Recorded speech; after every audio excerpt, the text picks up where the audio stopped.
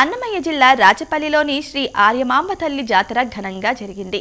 ఈ సందర్భంగా అమ్మవారికి గొల్లపల్లి వాసులు ఆనవాయితీగా పాలు తీసుకొచ్చి అమ్మవారికి సమర్పించారు. అనంతరం అమ్మవారికి అభిషేకం చేశారు. మహిళలు ఎంతో భక్తి శ్రద్ధలతో బోనాలను ఊరేగింపుగా ఆలయం వద్దకు తీసుకువచ్చి అమ్మవారికి సమర్పించి మొక్కుబడులను చెల్లించుకున్నారు.